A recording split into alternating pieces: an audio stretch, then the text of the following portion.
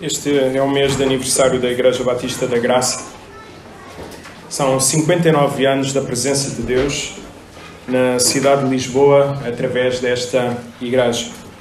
Ao longo deste mês iremos pensar nos pilares que a igreja deve estar sustentada para podermos então cumprir a missão que Deus deu à igreja, fazer discípulos. E o primeiro pilar é Soli Deo Gloria. Significa toda a glória seja dada a Deus. E eu vou utilizar muitas vezes esta expressão Soli Deo Gloria. Então vamos abrir as nossas Bíblias em Romanos, capítulo 11, 33 a 35. Romanos, capítulo 11, versículo 33 a 35. Antes de lermos então este texto, vamos perceber o seu contexto para que, ao tirarmos as verdades do texto bíblico, sejam entendidas no seu contexto maior, para sermos então fiéis à palavra de Deus e aplicarmos de uma forma correta às nossas vidas. Então, o livro de Romanos é um tratado teológico que tem como objetivo levar o ser humano a adorar ao Senhor Deus triuno. Deus Pai, Deus Filho e Deus Espírito Santo. Nesse sentido, o apóstolo Paulo começou por mostrar nos primeiros 3 capítulos o seguinte: todo o ser humano é pecador. Todo o ser humano é pecador. Em segundo lugar, que ele não tem hipótese alguma de se salvar a si mesmo, precisamente por ser pecador. E em terceiro lugar, não há nada nele que fosse ou que seja considerado digno da parte de Deus para dizer: sim, eu quero salvar aquela pessoa. Do capítulo 3 ao capítulo 5, o apóstolo Paulo mostrou que devido a isso, nós só poderemos ser considerados inocentes, isto é, justificados, por meio da fé no Senhor Jesus Cristo. Não há outra forma de nós, enquanto culpados, sermos considerados inocentes perante o grande tribunal, se não for através da fé no Senhor Jesus Cristo. E a única forma de nós então podermos ter paz é Jesus Cristo. Capítulo 6 a capítulo 7, Paulo mostrou que o facto de sermos salvos pela graça, por meio da fé, não nos levará a vivermos uma vida a nosso belo prazer. Pelo contrário, a justificação levar-nos a vivermos vidas santificadas, isto é, vidas cada vez vividas mais como Cristo. Santificação significa precisamente isso. No capítulo 8, Paulo escreveu então um dos capítulos mais bonitos e mais intensos da Bíblia, o chamado Cântico da Vitória que o cristão tem no Senhor Jesus Cristo. No capítulo 9 ao capítulo 11, Paulo mostra-nos a soberania de Deus, que Deus faz tudo conforme lhe apraz, não deve justificações a ninguém, porque Ele é Senhor, porque Ele é dono de tudo. Devido a isso, o Senhor Deus dá a sua salvação gratuitamente a quem Ele quiser.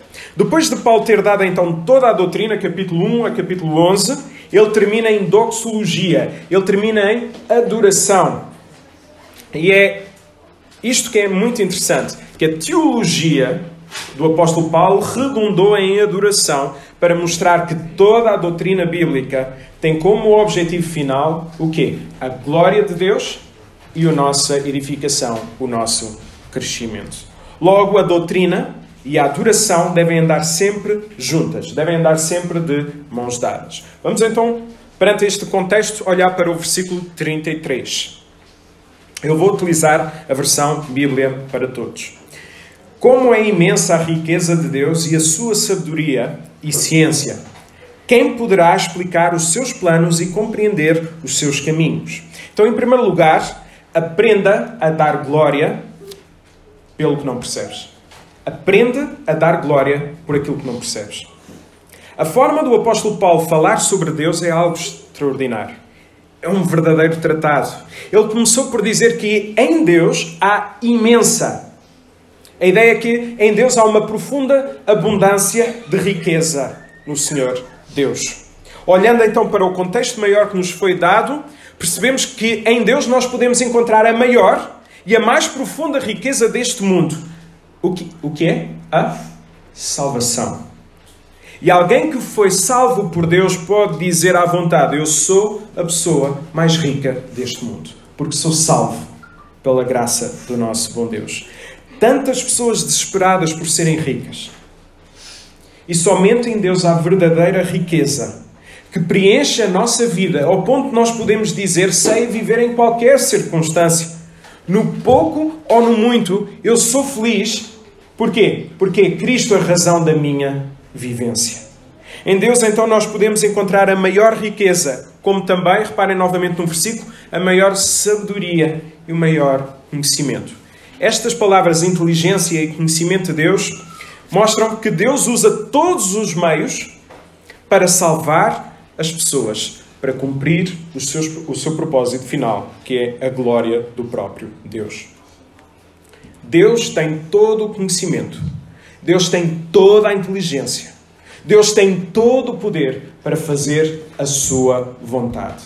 Efésios 1:11. Foi também Cristo que fomos escolhidos para sermos herdeiros do seu reino, destinados de acordo com o plano daquele que faz tudo conforme o propósito da sua vontade. Então Deus tem todo o poder, todo o conhecimento, toda a inteligência para poder fazer tudo aquilo que lhe apraz.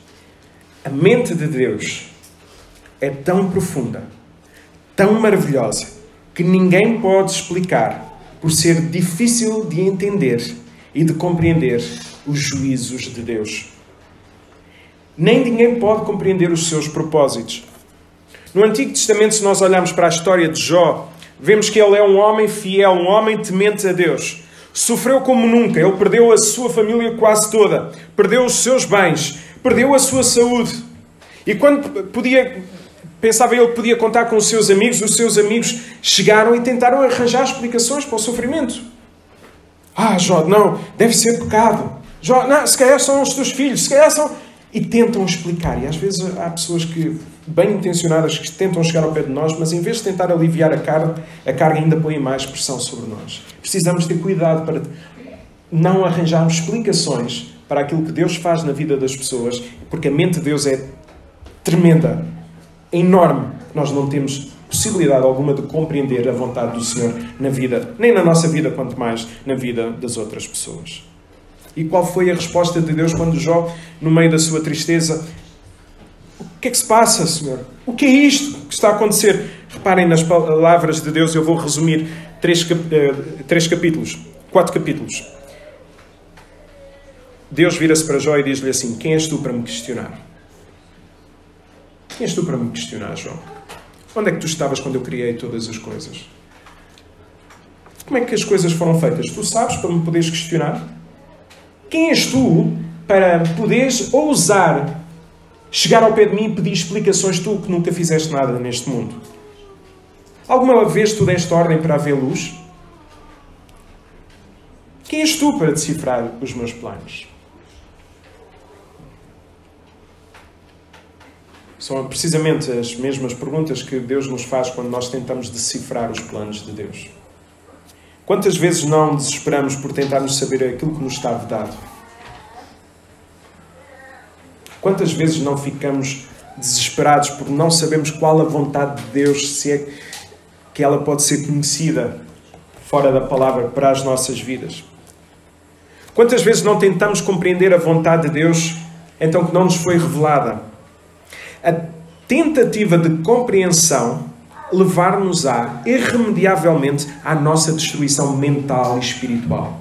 Quando nós tentamos compreender a vontade de Deus, todos os seus planos, porque é que isto me acontece, porque é que aquilo aconteceu à minha família, porque é que eu tive este problema no trabalho, porque é que eu tive este problema na nossa saúde, isso vai levar à nossa destruição mental e espiritual. Nós não temos capacidade alguma. É precisamente quando nada sabemos sobre a nossa vida que nós devemos dizer o quê? Só lhe deu a glória. A Deus toda a glória. Deus poupa-nos muitas vezes a termos mais sofrimento na nossa vida através da nossa ignorância do dia da manhã. E eu agradeço ao Senhor por não saber nada do dia da manhã. E por isso é que Jesus Cristo nos ensina a viver como? Dia a dia. Pois basta a cada dia o seu mal. E se chegarmos então aos nossos limites físicos, aos nossos limites mentais, possamos então romper de alegria e dizer: só lhe deu glória. Como também quando nos deparamos com problemas duros na nossa vida, como nós vimos hoje na Escola Bíblica Dominical, problemas que às vezes são mais difíceis do que aquilo que nós na verdade podemos suportar, nós possamos dizer: só lhe deu glória. Tudo é acerca da glória de Deus, nada é acerca de mim. Que na nossa ignorância possamos dar glória àquele que tudo sabe e que tudo pode. É muito fácil dar glória quando nós conhecemos tudo. Mas nós somos chamados a dar toda a glória quando nada sabemos. Aprende a dar glória por aquilo que não percebes. Versículo 34. Bem diz a Escritura: quem é que conheceu os pensamentos do Senhor? Ou quem é que lhe serviu de conselheiro? Então, em segundo lugar, aprenda a dar glória pelo que sabes. Neste versículo, o apóstolo Paulo citou Isaías 40, versículo 13. Isto mostra-nos claramente que o apóstolo Paulo considerou o Antigo Testamento como palavra de Deus. Logo, o Antigo Testamento tem tanta importância para as nossas vidas como tem o Novo Testamento. Marcião, um herege do século I, ao olhar para a Bíblia, considerou que o Antigo Testamento não era a palavra de Deus, e então cortou o Antigo Testamento. Olhou depois para o Novo Testamento e disse: estas partes não me agradam. Também cortou algumas partes e ficou apenas com algumas do Novo Testamento. Contudo, a Bíblia, toda a Bíblia, é a palavra de Deus e deve ser considerada como autoridade para a nossa vida, mesmo que haja partes que nós não concordemos ou até tenhamos dificuldade em compreender. Pedro teve dificuldade em compreender algumas palavras que o apóstolo Paulo escreveu. Quanto mais nós. Não teremos também essas dificuldades? Com certeza, mas isso não faz com que a palavra de Deus não seja a autoridade para as nossas vidas. Então o apóstolo Paulo, ao citar a palavra de Deus em Isaías, usou então a palavra para dar glória ao próprio Deus, ao reconhecer que ninguém pode entender a maneira de Deus pensar ou agir, porque ninguém dá conselhos a Deus sobre alguma coisa. E sejamos sinceros, às vezes nós queremos dar conselhos a Deus na forma como Ele deve governar e dirigir o mundo. Isso pode ser visível, por exemplo, através das nossas orações. Nesse sentido, nós devemos entender que Paulo necessitou da palavra para perceber que nada percebia sobre o agir de Deus. Mas a sua ignorância sobre a ação de Deus não era impedimento para lhe dar glória. Pelo contrário, era uma confirmação, uma afirmação da confiança na bondade de Deus. Aquilo que Deus deseja que nós conheçamos encontra-se aonde? Somente na Bíblia. Qual é a vontade de Deus para a tua vida? Lê a Bíblia. Ninguém te vai dar outras respostas. E se alguém te der outras respostas, é um falso profeta. Porque todo profeta de Deus fala da palavra de Deus. Por isso precisamos de ler, precisamos de meditar na palavra de Deus para termos intimidade com o Pai e conhecermos então aquilo que é para ser conhecido. Muitas vezes fazemos do cristianismo um conjunto de regras a serem seguidas. Não podes mentir. Não podes estar chateado com a tua mulher. Não podes fazer. E aquilo que deves fazer é isto e isto e isto. Regras e mais regras e mais regras. O problema é que estas ideias, que até estão corretas em teoria, não surgem de um coração quebrado pela palavra, mas com pensamentos que temos sobre os requisitos necessários para fazer parte do cristianismo. É por isso que falhamos vez após vez, fazemos planos e mais planos, sem que Deus esteja no centro. Se eu explicar aos meus filhos que eles não devem mentir, em teoria está certo. Mas se eu não explicar que é por causa de Deus que eles não devem mentir, o seu coração começará a ficar quebrado. E quando houver novamente uma situação em que a verdade e a mentira pode ser usada, o que é que eles vão pensar? Deus. É Deus. Eu vou dizer a verdade por causa de Deus. Chega de fazermos só as regras sem termos um coração quebrado por Deus. Tudo o que devemos fazer deve fluir daquilo que Cristo fez por nós. Só de pensarmos naquilo que Cristo já fez, aquilo que Ele está a fazer e aquilo que Ele fará, deve levar-nos a uma vida de adoração. Quanto tempo por dia passamos a ler a Palavra de Deus?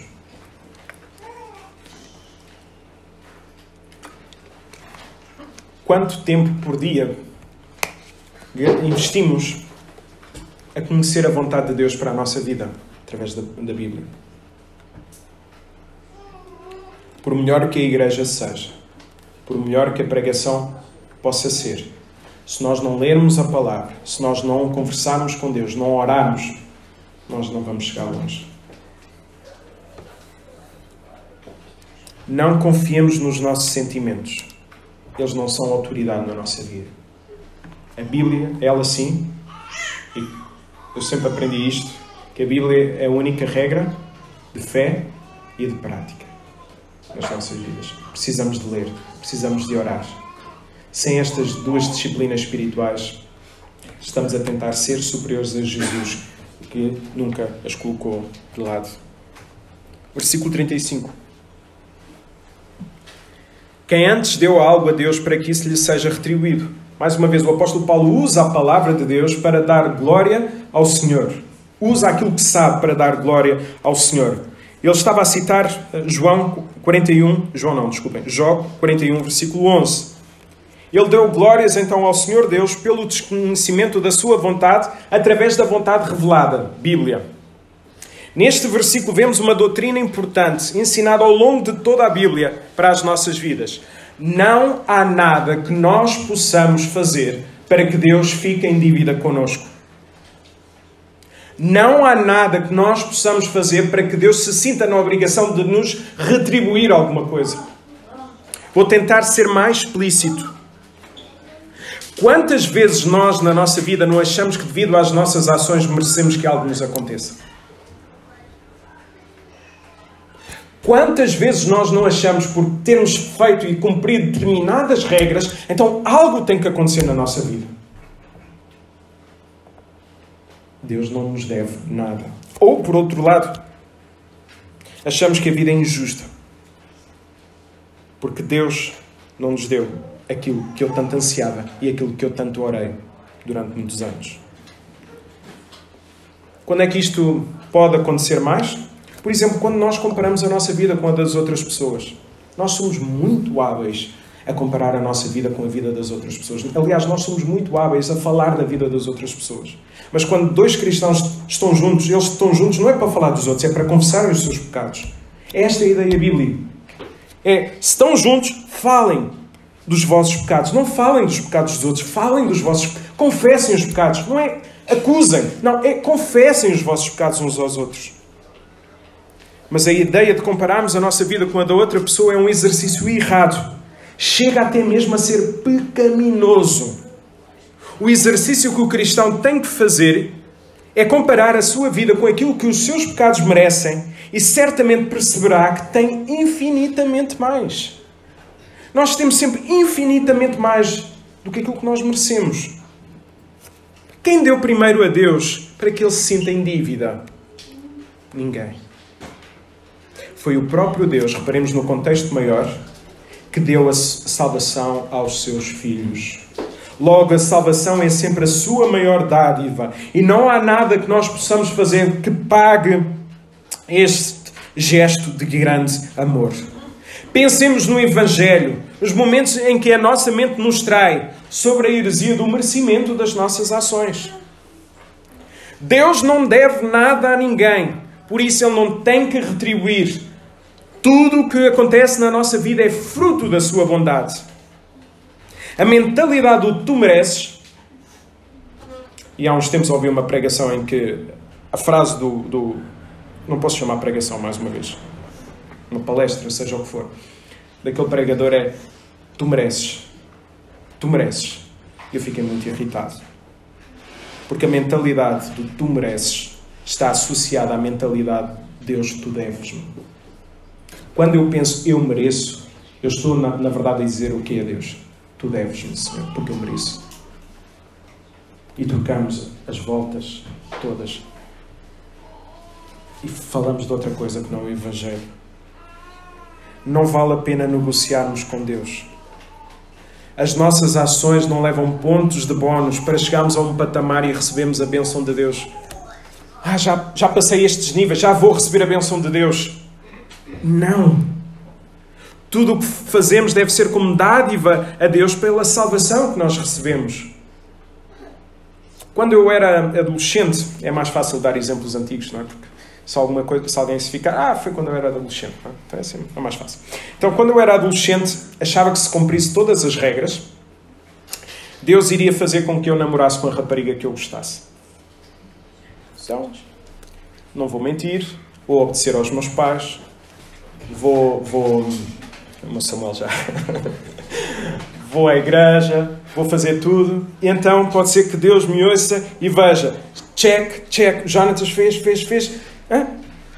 Eu vou dar-te esta rapariga para tu começares a namorar. E hoje agradeço a Deus por Ele não me ter ouvido e por nem sequer me ter negociado comigo. Hoje posso dizer que Deus deu muito mais do que aquilo que eu mereço. Deus sabe, eu não sei. Como diz o Eduardo, Deus é Deus e eu não sou. Além de tudo isto, Deus não retribui como se nos devesse alguma coisa, porque Ele não precisa de nós para fazer a sua vontade. Ele oferece-nos sim o privilégio de nós podemos ser salvos, nós podemos servi-lo. Oferece-nos até o próprio privilégio da vida. E esse pregador que dizia, tu mereces, foi o mesmo pregador que depois disse, Deus precisa de ti. Eu disse, mas como é que é isto? Porquê é que nós não mandamos já esta pessoa embora? Dizer, desculpe, muito obrigado, mas abandone já o púlpito. Nós somos instrumentos nas mãos do Todo-Poderoso. Reparemos o que diz Atos 17, versículo 24, 25 e 28. O Deus que fez o mundo e tudo o que nele há, sendo o Senhor do céu e da terra, não habita em templos feitos por mãos de homens. Reparem agora. Nem tampouco é servido por mãos de homens como se precisasse de alguma coisa. Pois é mesmo Ele que dá vida a todos, a respiração e todas as coisas, porque nele vivemos e nos movemos e existimos. Então não há mentalidade do tu mereces, não há mentalidade do Deus precisa de ti. Não, Deus não precisa de nós, porque se nós não falarmos, até as próprias pedras clamarão. Mas Deus dá-nos um privilégio de poder servi-lo. A Bíblia ajuda-nos a glorificar a Deus. Por isso precisamos de ler a Bíblia. Paulo usou a Bíblia para glorificar ao Senhor. Nós precisamos de usar a Bíblia para glorificar a Deus. Aprende a glorificar a Deus com aquilo que sabes. Versículo 36. É que tudo veio de Deus e tudo existe por Ele e para Ele. A Deus seja dada a glória para todo sempre. Amém. Neste versículo nós podemos ver o quê? Somente em Deus nós encontramos a salvação. É o próprio Deus que dá a salvação. E o alvo final da salvação é a glória do próprio Deus. Jesus Cristo entendeu que a sua vida, com tudo aquilo que Ele tinha aqui na terra, servia para glorificar a Deus. Tanto é que o apóstolo Paulo escreve um hino maravilhoso acerca dessa glorificação. Filipenses capítulo 2, versículo 6 a 11. Jesus, que por natureza era Deus, não quis agarrar-se a esse direito de ser igual a Deus. Pelo contrário, privou-se daquilo que era seu. Tomou a condição de escravo, tornando-se igual aos homens. E vivendo como um homem, humilhou-se a si mesmo, obedecendo até à morte e à morte de cruz. Por isso Deus elevou Jesus acima de tudo e lhe deu o nome, que está acima de todo o nome, para que ao nome de Jesus se dobrem todos os joelhos no céu, na terra e debaixo da terra, para que todos proclamem para a glória de Deus Pai, Jesus Cristo é Senhor. Teremos nós o mesmo desejo de glorificar a Deus com tudo, como Jesus, com tudo aquilo que nós temos? Satisfaz-nos saber que o objetivo da nossa vida é glorificar a Deus? Saibamos que tudo aquilo que nós não fizermos para a glória de Deus é pecado. Ou vivemos para a nossa glória, ou vivemos para a nossa ambição, ou vivemos para a glória de Deus. Temos que escolher. Ou vivemos para a glória de Deus, ou vivemos para a nossa ambição pessoal. Precisamos então de pensar mais no Evangelho e viver as consequências do mesmo. Tudo o que temos deve ser acerca de Cristo. Se estivermos assim, em dificuldade em perdoar as pessoas, qual é a mentalidade que devemos ter? Só lhe deu a glória. A Deus toda a glória. Então como é que eu posso glorificar a Deus quando tenho uma situação em que eu não perdoei alguém? Não posso. Qual é a minha, ou qual deve ser a nossa mentalidade? O que é que Deus fez? Perdoou-te. Quando? Quando nós nada merecemos. Romanos 5:8. Mas Deus prova o seu amor para connosco, em Cristo morreu por nós ainda éramos pecadores. Então quem sou eu para não perdoar o outro? Só lhe deu glória. Então quando tivermos dificuldades em perdoar, lembremos, toda a glória deve ser dada a Deus. Isto não é sobre o meu querer, o meu desejo. O cristianismo é muito claro. Nega-te a ti mesmo. Nega-te a ti mesmo. E perdoar, sejamos sinceros, às vezes dói. Dói. E a Jesus, o que não lhe doeu. Se nós tivermos então também dificuldade em servir a igreja, servir as pessoas, nós vamos falar sobre isto no próximo domingo. Só lhe deu glória. Devo ou não devo servir? Mas se os outros não servem, porquê é que eu vou servir quando os outros não servem? Estás a dar glória a Deus ou estás-te a preocupar contigo? Mas eu não vou servir. Eu tenho a mentalidade que os outros é que me devem servir. Mas que é isto? Que nem o próprio Jesus fez isso. Ele veio para servir e não para ser servido. Toda a glória deve ser dada a Deus no nosso serviço. Mas eu fiz e ninguém falou nada, não houve nenhum destaque. Só lhe deu glória. Quando recebes o louvor aqui dos homens, não o receberás nos céus, porque já foste à procura do teu tesouro. Já foste à procura do louvor dos homens, não terás o louvor de Deus. E às vezes nós fazemos as coisas só para aparecer e para ficar bem. Só lhe deu glória. Se temos dificuldade em ajudar os mais necessitados, cada um tem o que merece. Cuidado. Cuidado. A Deus toda a glória. Vamos ajudar, sim. É uma responsabilidade nossa, enquanto pessoas que somos, a darmos glória a Deus através de ajudarmos as pessoas com mais dificuldade. Se tivermos também dificuldade em dar o dízimo, algo que os membros da igreja se comprometem com Deus, comprometem-se também com os outros membros, ao entrarem aqui na igreja, o que é que nós devemos pensar? Dou o dízimo ou não dou? Só lhe deu glória. Pastor, mas a vida está difícil. Só lhe deu glória. Está difícil, mas a seguir vamos a um restaurante, a seguir vamos tomar um café, ou compramos roupa nova. Nós não estamos a dar a glória a Deus, nós estamos preocupados com a nossa ambição, com o nosso aspecto, com o nosso conforto. Só lhe deu glória quando tivermos dificuldades em dar o dízimo e contribuirmos para a igreja. Foi algo que nós nos comprometemos com Deus e com os irmãos. É falta de comunhão nós deixarmos de dar o dízimo. Na verdade, nós não temos nada a ostentar, a não ser que somos pecadores, miseráveis, salvos pela graça de Deus. É isso que nós temos a ostentar. Eu sou um pecador miserável, embora tenha sido salvo pela graça de Deus. Então, a Deus toda a glória, pelo que percebes, pelo que não percebes, com tudo aquilo que tu tens. Às vezes ficamos fascinados com os eventos e com as igrejas que produzem eventos atrás de eventos.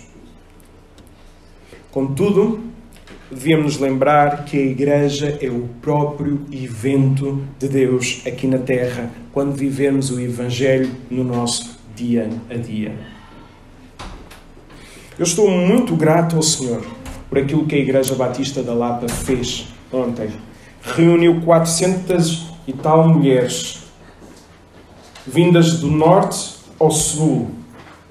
Umas saíram às 4 da manhã para poderem lá estar presentes, ou acordaram às 4 da manhã. Vieram inclusive pessoas dos Açores para estarem presentes num dia.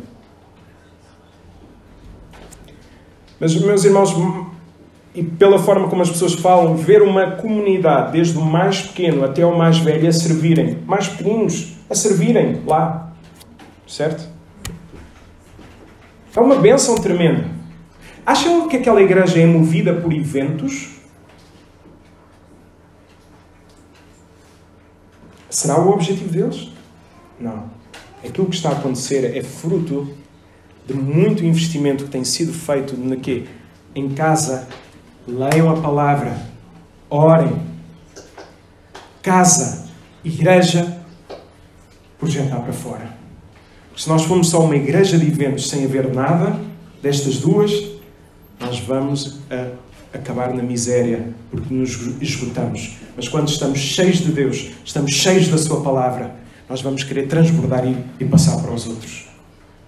Então precisamos de cultivar no nosso lar a palavra de Deus, a oração, para que toda a glória seja dada somente ao Senhor. Que em tudo aquilo que nós fizermos, enquanto igreja, seja sempre procurada a glória do próprio Deus. Amém? Deus nos ajude.